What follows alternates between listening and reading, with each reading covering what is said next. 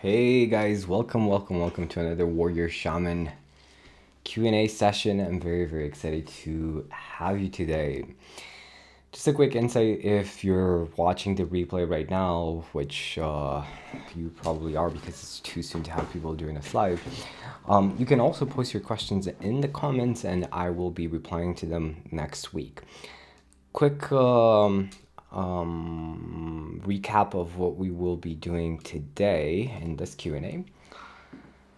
I'm going to be tapping into a ritual or a meditation that we can do right now together to amplify your manifestation abilities of what you prefer, because as we know, we are manifesting all the time. But the question is, are we manifesting what we prefer or what we don't necessarily prefer? So we're going to be creating a ritual together in this live stream that will allow for more of what you love in your life. Secondly, I'll be answering a few questions that I got from the community last week. And thirdly, if you guys want to, post your questions in the comments and we will be discussing them together at the end. But right now, if you're watching the replay, I'd love to know, where are you watching this from? Which country are you from? It's always fun to check that out and see where you're tuning in from. Beautiful. That being said, let us dive into what will allow for more manifestations of what you prefer. I just came back from a walk with Thor, my wolf dog, and that was very relaxing, and it's very refreshing because recently I've been playing around with doing less and being more in the state that I prefer, being free of the outcome and just allowing life to surprise me. And that's been very fun. And what I manifested recently was this book called The Solving the Problem. I talked about it in today's newsletter. And it was so cool. It's written by Richard Dotts. I highly recommend you check it out. It basically gives a new understanding to this concept of surrendering and trusting life, and how the problems that we've been dealing with for a long time, the way that we try to solve these problems, and I promise this is going to tune into the ritual that we are going to be creating, what I'm sharing with you right now. We try to solve these problems from a mental perspective. And honestly, if that worked, we would have already solved those problems. So what that means is that it's not a strategic issue of how to solve the problem. It's more of a who you are being. Are you being the person who trusts the universe, who trusts life, that the universe can do the heavy lifting for you? Or are you someone who feels like they're this isolated cell, which is the ego, and that you have to carry all the weight on your shoulders and have to figure everything out by yourself, right? You can already tell which one is a lot more empowering, a lot more stimulating towards the things you prefer. So that being said, having this understanding, let's see what's coming through right now in that sense.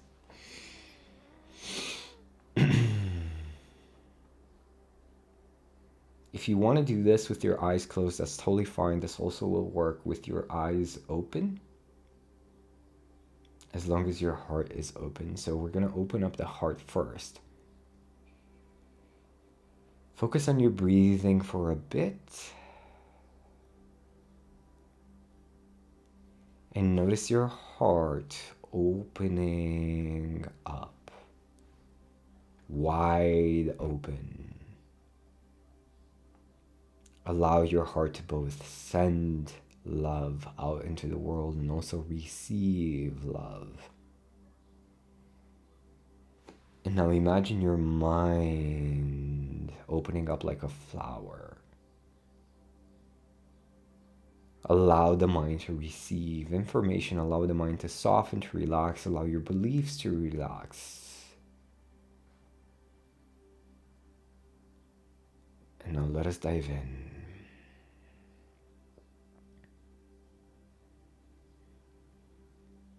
And notice the cells in your body.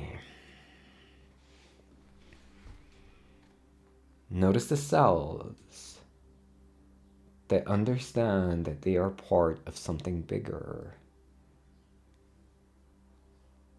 Notice the cells that are working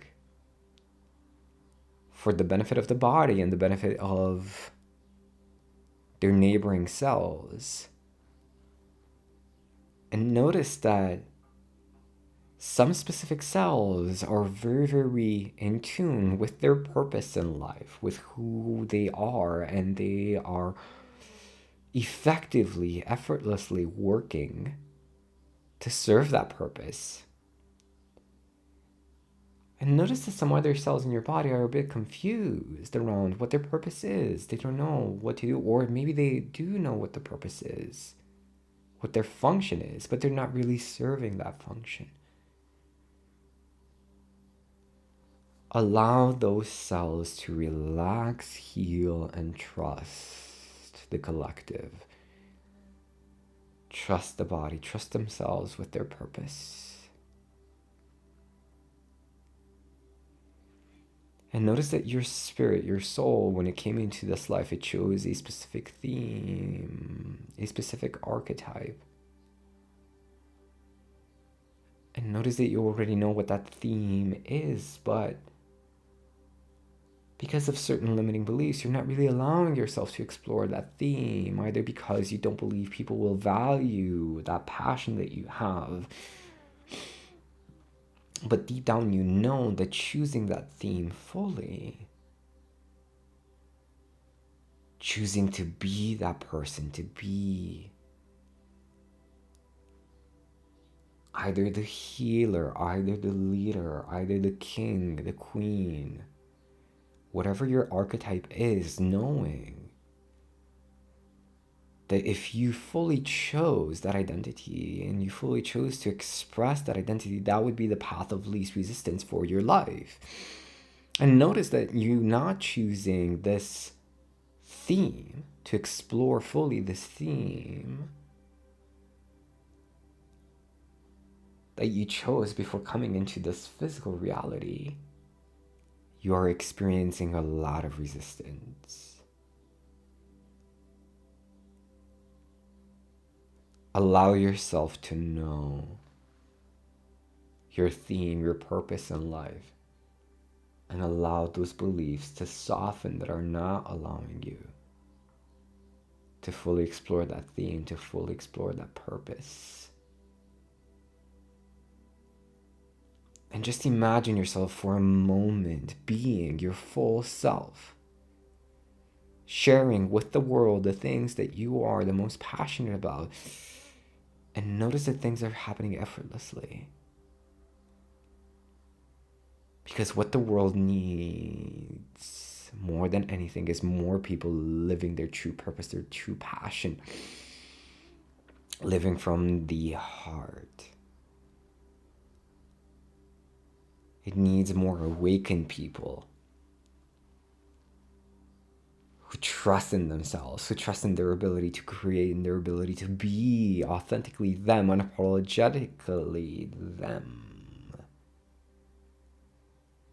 And notice that when you do that, you have the whole universe behind you, supporting you, loving you, showing you the way, because you are in perfect alignment with your true self.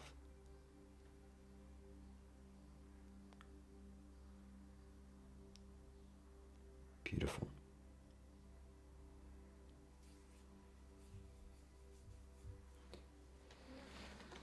Thank you for allowing me to share this with you, and thank yourself for allowing yourself to receive this. And Nusrat, I hope I'm pronouncing your name correctly. I'm very, very happy to have you in this live video as well, and I appreciate you for checking out my content and allowing my content to serve you, my path, my passion, my theme to serve you. And you know, that's my theme in many different ways, because I was always passionate about the metaphysical, but I was always afraid to explore it fully. I don't know how many YouTube channels I already started, but this is the only one that took off. Because this is the channel. Hey, Brian. Beautiful to have you as well. Let's give Brian a big welcome. I actually have your question from last week that I'm going to be talking about in this video. So thank you for sharing that, for posting that. And when I finally softened these beliefs that, hey, if I put my more shamanic self out there, more of my healer self, more of my metaphysical self out there, something that I would naturally do with my clients, work on these aspects of energetics, of beliefs. But I was afraid that I wouldn't be taken seriously as a coach in my work, right, in my industry. And it's crazy, more and more people understand these topics. None of my YouTube content worked. I have another channel. I have, like, I think 2 or 3 more channels dedicated to like helping coaches. They never took off. And the reason why this is growing is because I'm being more and more myself, my full self. I'm exploring the theme that I chose as a soul before coming into this physical reality. Of course, you can switch themes if it's relevant for you, but that's something that I actually learned from Bashar, right? When you are choosing a theme and you are exploring it fully, that's when you are experiencing the path of least resistance. And whenever you're choosing a different theme, you are experiencing more resistance because life is nudging you to say, hey, if you just allow yourself to be your full self, all of this beauty, all of this excitement, all of these gifts are waiting for you. Don't be afraid to be your full self. But there's always a fear, right? Back when I was training martial arts, I thought nobody would be stupid enough to pay me for my martial arts because I was super passionate about it. But I didn't think other people would be as passionate or see the value in it. I was so wrong. I literally started a personal development martial arts school, and people were happy to pay. Same with my coaching, right? But enough about me. Let's have a look at the questions. So Brian actually asked if anyone can channel. It feels like a lovely respite from day to day. I hope I'm pronouncing respite correctly. Let me know, Brian, if I'm saying it correctly or not. And the answer is yes, 100%. Anyone can channel. We all have this ability. And in a sense, if you think about it, we are souls having a physical experience. So we are naturally channeling all the time, but we are channeling the specific frequency of the soul, right? We're channeling our souls into this physical reality, into this physical projection. So we're already connected to the metaphysical, to the reality, to spiritual reality, which is actually the real reality because it's permanent. This one, the physical, always changes. It's not so permanent. So what that means is that you also have the ability to tune into other spiritual entities and channel that. The ritual that we were exploring earlier, it's not coming from me. It's coming through me. And you're probably going to notice, Brian, that when you're teaching something and you're in the zone, you're flowing, sometimes you say these things that you have no idea where they came from, right? Have you had that experience? Let me know in the comments if you know exactly what I'm talking about. You download this information or you create these new connections that you have no idea where they're coming from, right? That's channeling. You're tapping into the wisdom of your higher self. Now, this is also kind of a muscle. The more you explore it, the more you play around with it, the stronger the connection becomes with these spiritual entities. A ritual that I love that I do every single day is I give myself a few minutes. I talked about it in a video, right? So Brian knows exactly what I'm talking about. I'm happy to hear that. I give myself a few minutes. I sit on the couch here in my office or I lay down in a bed or something, and I tune into spiritual entities and say, is there someone who wants to bring forth some wisdom that would serve me today? Or what is the thing that I would be most passionate about, right? From an external perspective, from a higher perspective. And I get either images, or usually the way that I hear it, people have this experience differently, right? People like to see images or hear sounds. To me, it's usually like a phrase or something that I hear like from my heart. It's coming to my head. So yes, everybody has this ability to channel. You're doing it all the time, right? But I think we have, in many ways, we choose to channel these energetic entities of beliefs, which also are, in a sense, an energetic entity, and we keep those entities alive by connecting to those beliefs that don't serve us. And that's what we're channeling, right? Like a penny saved, a penny earned, right? That's an entity, an energetic entity in and of itself. Or money doesn't grow on trees. That's an energetic entity in and of itself. And we keep those entities alive by keeping that connection with them. Instead, if you choose different entities, entities that serve you, and tune into that wisdom, right? Exactly. Creative work is actually your direct connection with your higher self. Bashar also mentioned that nothing, no idea, absolutely no idea that you have, inspiration-wise or creative work, nothing comes from the physical mind. Nothing. It's all a download from the higher self, because the physical mind does not have the capacity to be creative. Right? And you might say, well, left brain, right brain, they're receivers, right? The only capacity of the physical mind is to experience what is happening in the present moment, because it's horrible at recalling the past objectively.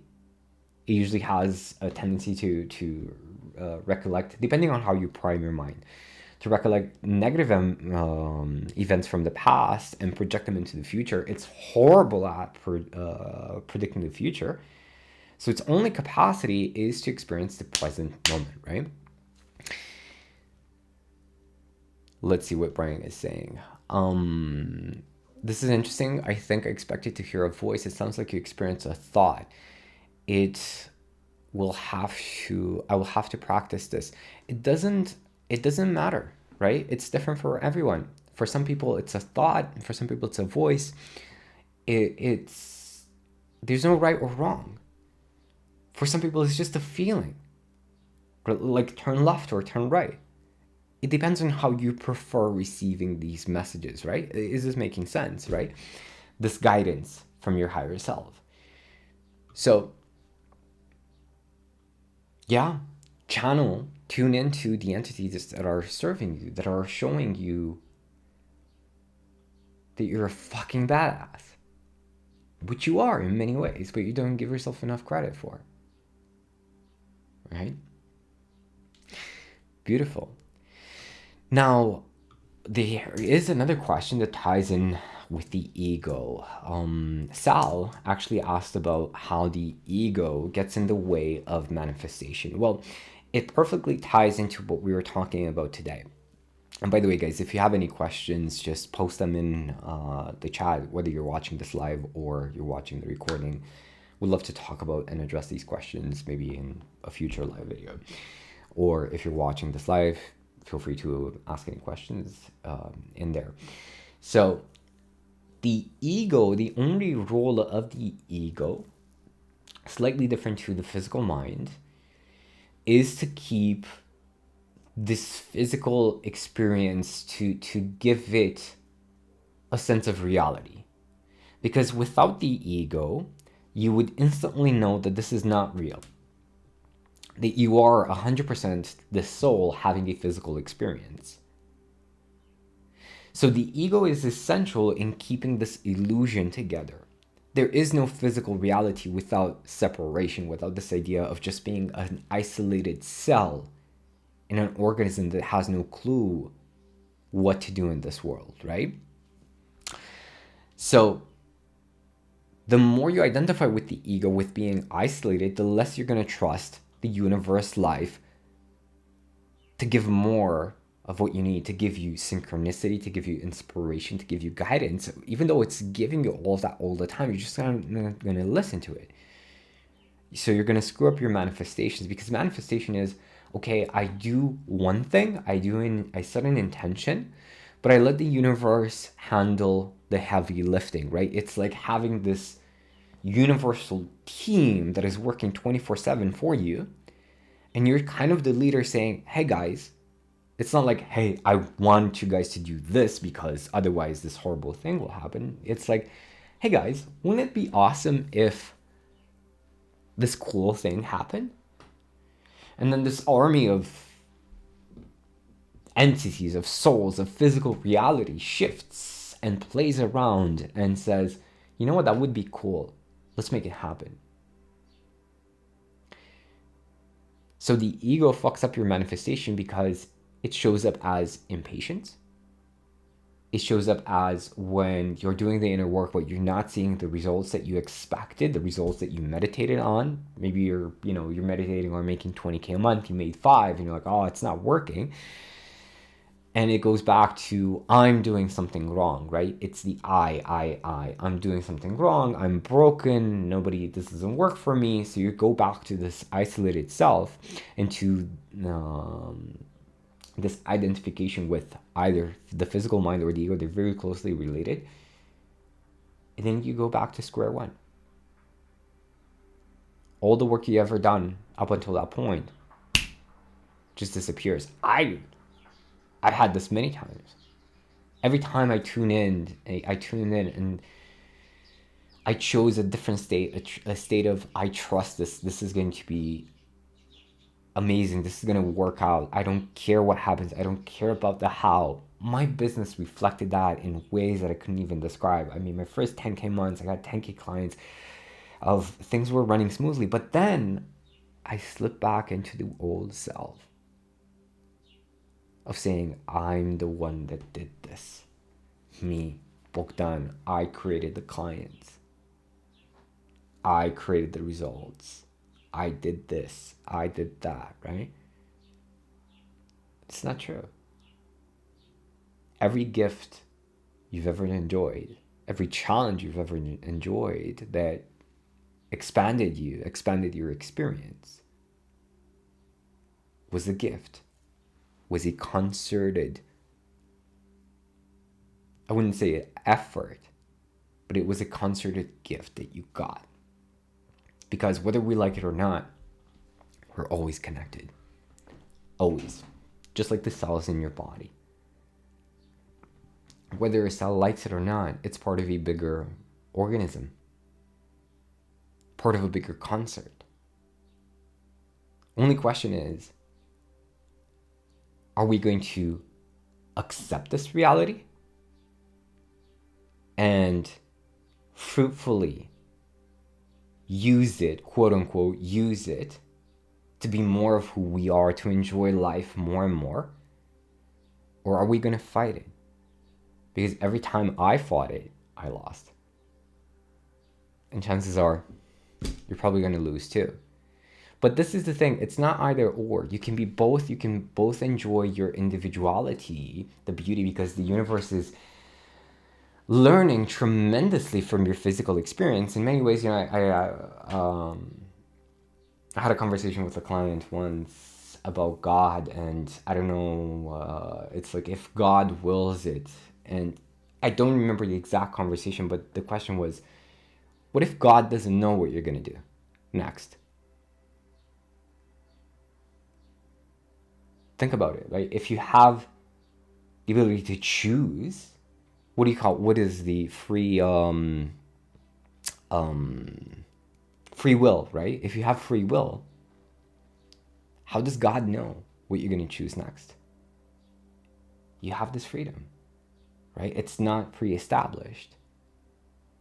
So God is learning, the universe is learning from your choices. It's experiencing life, right? Because if you read Conversations with God, the reason why this physical reality was created in the first place is because there's one thing to have a concept of the concept of love. There's another thing to actually live this concept of love. And you live the concept of love by having polarity, hate, by having these two opposites, the yin and yang, right? The more you understand hate, the opposite, the deeper you understand love. And this is the game of physical reality. You get to choose between the two, who you are. I hope this is making sense. Beautiful. Guys, appreciate you for tuning in. I'm going to give you 2 or 3 minutes if you want to post any questions. I know it's like, do you have a question? And it's like blank, right? Every time I ask my clients, guys, do you have any questions? And there's like a silence. And I usually follow up with, hey, not everybody at once because you're going to break the internet. I know there's always a blank, but if you did have a question, what would that be? Or rather, ask your higher self, what would be something relevant for you right now that we could discuss that would be massively valuable for your journey moving forward? And just tune in. See what it says. Might be a voice. Might be a thought. Might be an image. Might be a feeling. Regardless of what it is, you feel free to type it in the comments, because the more you acknowledge these feelings, the deeper the connection becomes with your higher self, the more guided you are. I don't know why I'm pointing it out, because it's actually, your higher self is all around you, right? It's all happening at once everywhere, right? It's all in the same point, but it's still something to play around with, right? This idea of lower and higher, they're equally important. Hey, Hina, beautiful to have you. Where are you tuning in from? Actually, guys, let me know, all of you, where are you tuning in from right now? Let's celebrate you guys a bit. Which country? Which part of the world? My awesome warrior shamans. Oh, guys, by the way, on Saturday we have Heal to Succeed. I'm very, very excited to do this event with you, because we're actually going to have a conversation. It's going to be over Zoom. I'm going to get to see you and actually do a bit of live coaching, which is totally different, because when I get to see you, I get to pick up on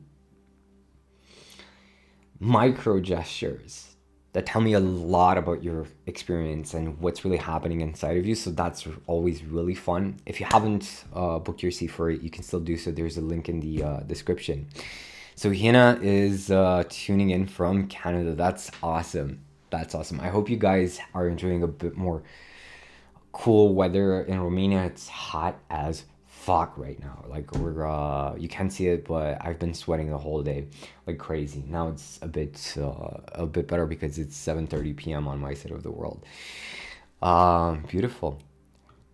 And Brian is tuning in from the US, Manchester, New Hampshire. I had no idea you guys had Manchester in the US, right? Near Boston, there we go. Boston has produced some of my favorite comedians of all time. I mean, you have Joe Rogan, you have Bill Burr. Nobody else comes to mind, because you're like my top 2, honestly. And Tony Hinchcliffe, so I'm a big comedy fan. Austin is crazy, beautiful. But they all say that Boston, like, you have to be really, really good, because the Boston crowd, the Boston comedy crowd, is like, they take no shit, or, you know, like, you have to be like a heavy hitter there. So that's probably why Bill Burr became so good. Beautiful. Guys, I appreciate you for being part of the Warrior Shaman community, and thank you for tuning in today. And especially if you're also watching the recording, happy to have you. And I'll see you guys in the event on Saturday. Be sure to check it out. Be sure to see if you can make it. Oh yeah, there we go. Adam Sandler is from Boston. I had no idea. Seth Meyers, Sarah Silverman are from New Hampshire. Ah, that's cool. So are they from Boston or New Hampshire? Because I'm not exactly sure. I'll need to Google that. But Adam Sandler is awesome as well. Beautiful, guys. I'll see you Saturday on the event if you can make it. If you can't make it at that time, I will be providing a recording to of people who register for the event as well. So make sure to check that out. And until then, have a powerful week and enjoy being more of you. See you.